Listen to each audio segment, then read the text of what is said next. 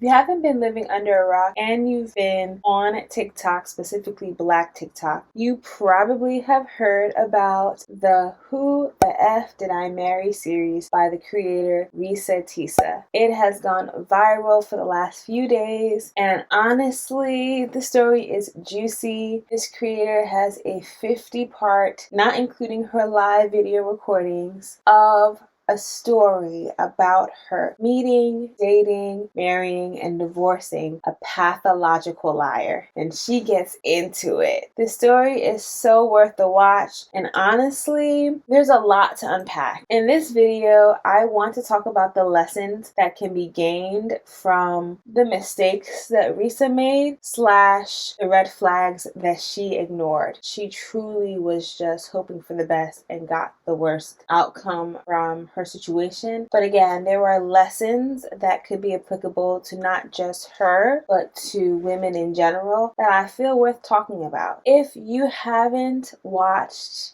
her story, please go and check it out. It takes about 5 to 8 hours to get through everything, honestly, but you can listen to it while you get chores done and run errands and all that. It's a good one, definitely worth the listen, but go ahead and do that before you watch this video. I'll be dropping some spoilers about her story just to illustrate my points in this video, so that's why I say go ahead and watch it and come back if you really want to get the full context. But I'm going to recap her story now, so if you don't want to listen to it, go ahead and skip forward, or again, go watch her original videos and then come back to this one so we can get into it. Just to recap for those of you who have watched it, like myself, in short, Reesa, she met someone online through an online dating app, and she really liked him initially. It was a whirlwind romance in the sense that everything moved quickly. She had a first date with him not too long after matching on the dating websites. On her way to the first date, her tire blew. He came and met her, paid for her tire to be fixed the tire for her. They went on the date, had a great time. A month later, he moved in. This is all during COVID 2020, so things were different. People were actually quarantining inside. So yeah, he moved in with her a month after meeting. The next month / the end of that month, they were looking for a house together. She fell pregnant at the end of that month, and then later on in the next month, she lost the baby, unfortunately. He proposed to her sometime around then, and eventually they get married about 6 months or 7 months later. And after about 6 months of marriage, she finds out that he had been lying about just about everything, from his job to the people he was talking to on the phone every day, to his finances, to even the fact that he loved her and was faithful to her. Just so many lies. Again, go ahead and watch her story. She gets into the plethora of lies that she really did endure and how she ended up finding out about them. She really found out about a lot of them towards the end of her marriage / after she got divorced, and she did actually get divorced to him. That's actually what happened to her in her story. But what I want to talk about is the lessons that can be learned, the things that we can take from where she went wrong. So let's get into it. The first lesson that I have here is don't be enticed by a man's grand gestures or money. Don't be enticed by a man's grand gestures or his money. Now, one of the first things that Reesa talks about is the fact that she blew her tire on her way to her first date, and he came, paid for the tire to be fixed, got the tire fixed, and they went on a date. She specifically says that although she probably should have taken it as a sign that like she shouldn't have gone on a date, the fact that her tire blew, which is like so random of a thing to happen on your first date, but she instead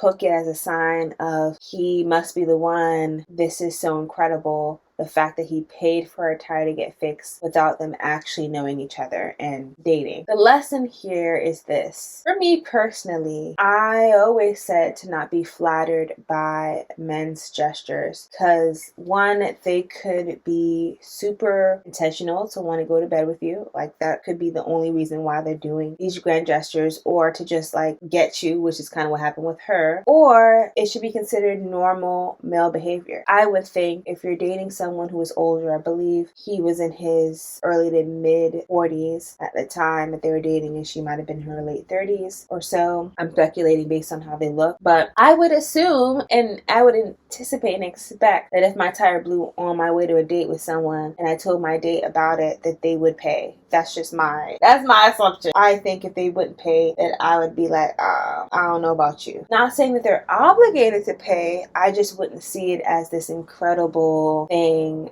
that makes me feel special or makes them all of a sudden special. That's why I say to don't be impressed by these grand gestures or what you might think is grand. I don't think that's grand, but she perceived it as grand because that wasn't what she's used to. He also moved in with her and paid all of her bills. I believe that the fact that he paid bills did help in her feeling like she found the one. This is great because he was being a provider, which men are supposed to do. In my opinion, if a man is moving in with you, why wouldn't he be paying bills? He had a place to stay before. He had a studio apartment prior to and left it to stay with her. And I believe she shared that her apartment was cheaper than his. So why wouldn't he pay the bills? I can't think of a circumstance where a man would move in and wouldn't pay at least half the bills. Don't be impressed by a man's grand gestures. Don't even think of them as grand. And if you do feel like they're super, super lavish, like I've heard of people saying that men have booked a vacation with just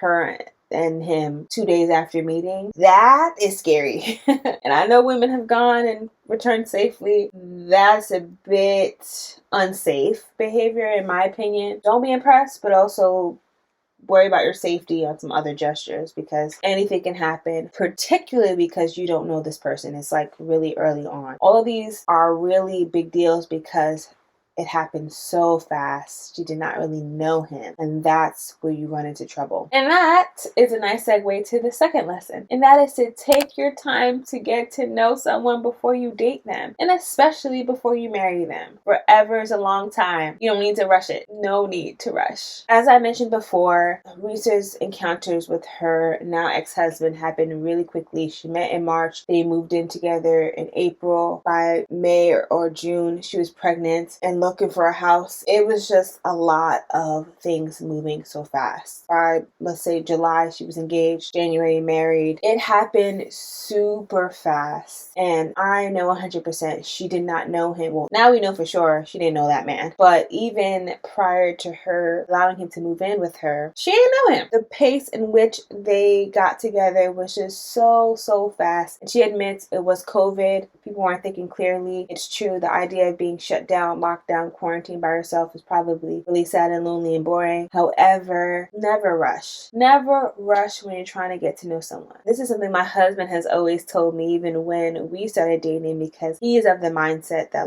take as long as you need. Even if that means that the person thinks you're not interested. I disagree with him on that one just because I wasn't going to wait forever for him to get to know me before he, realized he liked me, which wasn't exactly the case. But what I do agree with is that you have to take the time to know somebody because why date a stranger? This person could be a murderer, a rapist, a horrible human being. They could be a scammer. There's so many negative things that the person could be, or he could just not be a good fit for you. But if you didn't know that and didn't take the time to get to know him, you won't know. If you listen to her story, it wasn't until around the time that she actually got married to him did she do a lot more research and digging to find out who he really was. And it wasn't until 3 months into the marriage that she actually got the information that she needed from her searches. I would say front load all those things. I've never looked somebody up in their criminal history like that. But if I haven't met somebody, I'm on social media search them. I'm going to observe them amongst their friends and family. I'm going to do what I can to make sure I get a good picture of who the person I'm dealing with is prior to me dealing with them. Moving in is very serious. During that time they were quarantined. They're kind of trapped, locked in together because he had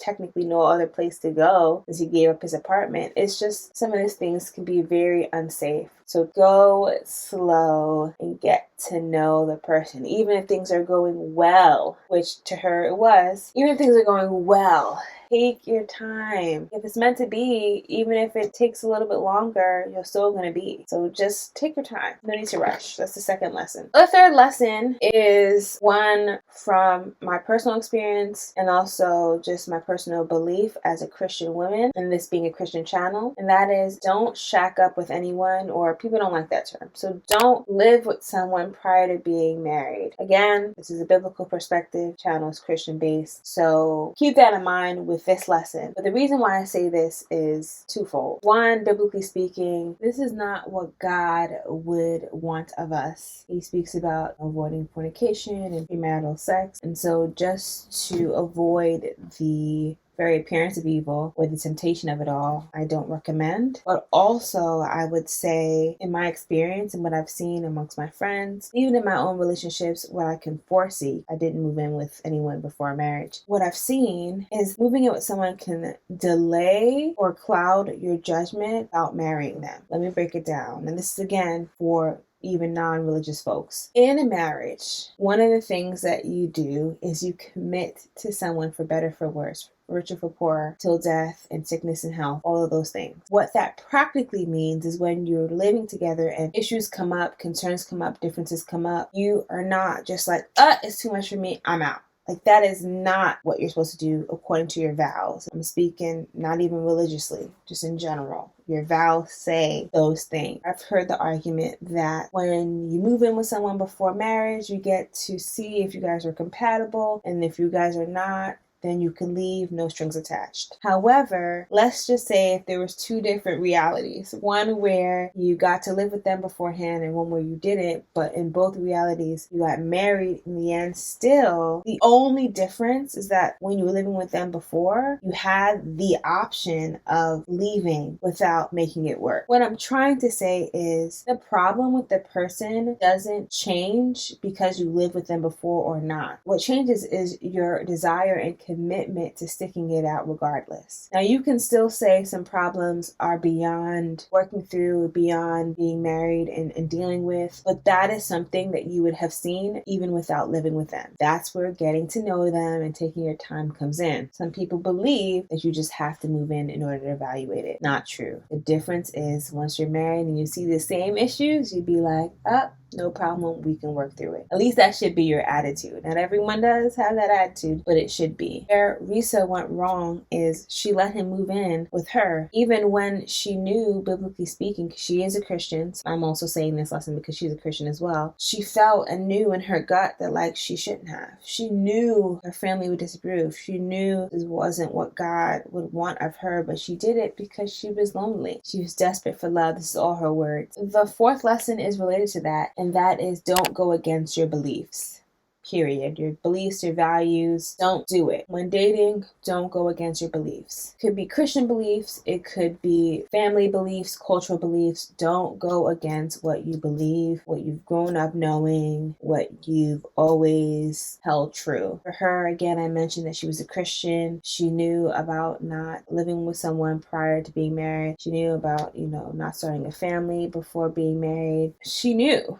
And yet, she made these excuses and did these things regardless. So many of us do the same thing. We know that our partner should ask for our dad's hand in marriage, or we want them to. We know that, but yet date people who haven't spoken to their mom in years. Don't make exceptions and don't excuse behavior from a partner or potential partner that doesn't align with your beliefs just because things are going nice. If you're against it, you're against it. If this is not aligned with what you believe, don't do it. Don't feel forced. Don't feel pressured. Don't make excuses. Don't do it. Stick to your beliefs. Stick to what you hold true. Stand firm on that, and you will find someone who aligns. If this person is not with it, someone else will, and that person is probably your husband. That should be a criteria on how you evaluate if someone is the one. And I talk about that in my video on that topic. Don't let your values be a criteria to know if someone's the one, rather than you pretending that they're no longer values or beliefs. of yours. Don't do that. The next lesson I would say would be to meet and get to know their family prior to dating, and especially, of course, marriage. Now, Reesa mentions that she met 2 family members over the course of their dating. This is not before they moved in. This was like after she got pregnant, lost the baby. I believe she was engaged at that time. And I say that because he didn't really propose to her, and that's a whole other lesson and point, but he gave her a ring at some point. So she claimed to have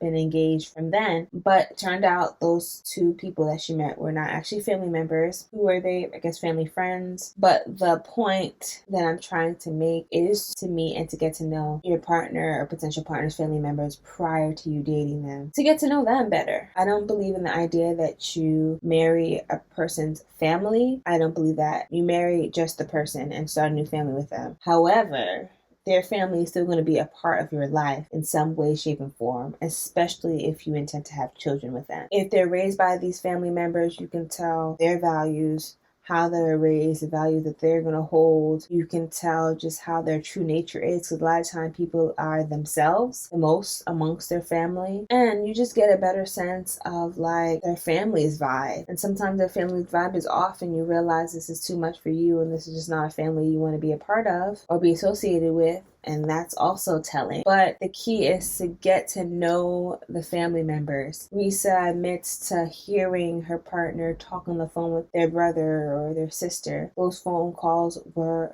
fabricated. He was talking to no one, which is wild. But it's true. He was literally talking to no one. And so I would urge you to avoid getting to know someone but not really even knowing them. Get to know them. She herself spoke to his real family members, his real brothers and cousins, after the fact, like towards the end of their marriage. So that's when they were getting divorced, and that's when she learned so much about him. But if she would have had those conversations and inquired and insisted on meeting them prior to, she would have known all this stuff about him before and not dated him. And of course, if you're insisting on meeting a person's family member and they're just like, no, absolutely not, I don't want you to meet them, it's a red flag. The next lesson I have here is don't let your emotions get the best of you. Don't let your emotions cloud your judgment. Reesa, what I really appreciate about her is that she has taken a lot of accountability for this whole debacle. He's expressed the fact that one of the reasons / the main reason why this man was able to play her like this is because she was desperate for love. She was desperate to find the one. She was desperate to feel like this was it for her, that she would have her house and her children and a family and a loving husband. She was desperate for that married life. And I don't get the impression that she was desperate for him, which some women are desperate for one particular man. That's not the impression that I got. The impression that I got is that she was desperate for the idea of marriage, the idea of married life, the idea of being someone's wife. So much so that she let things slide because she thought this is it. She met her forever person. Life was about to change and all that. Don't do that, ladies. Don't let your emotions get the best of you. Don't let your emotions cloud your judgment. Remain level-headed. Again, don't be flattered by grand gestures. Don't be so gung-ho about being married or wanting marriage that you're avoiding red flags, that you're pretending not to see them, that you're so concerned about this idea that you're not looking at the reality of your situation. Don't do that. Work on yourself so that you're at a place of contentment prior to dating. Be okay with being alone prior to seeking out someone, so that